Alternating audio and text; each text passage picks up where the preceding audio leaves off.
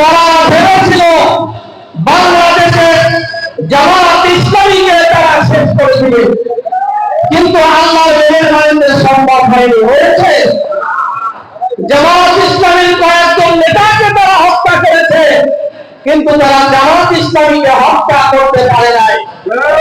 জামাত ইসলামী একটি আদর্শিক ইসলামী সংগঠন হওয়ার কারণে তাদের শক্তির উপরে প্রতিষ্ঠিত, এটাই তার প্রমাণ।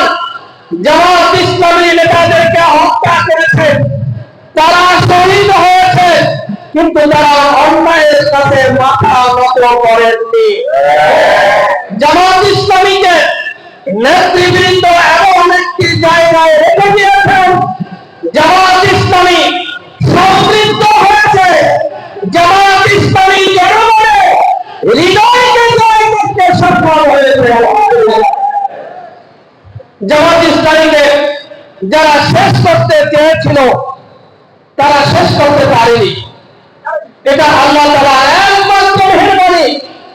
কারণ আল্লাহ তাআলা চান এই জমিনে এমন একটি সম্প্রদায়, এমন উম্মত, এমন জনগোষ্ঠী থাকতেই হবে যারা তার দ্বীন প্রতিষ্ঠার কাজ করবে।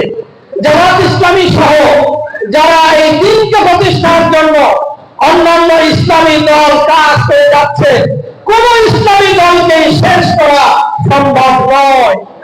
কারণ আল্লাহ তাআলা কোরআনে বলেছেন, কুনতুম খায়রা উম্মাতিন উখরিজাত লিন-নাস তা'মুরুনা বিল মা'রুফ ওয়া তানহাউনা আনিল মুনকার।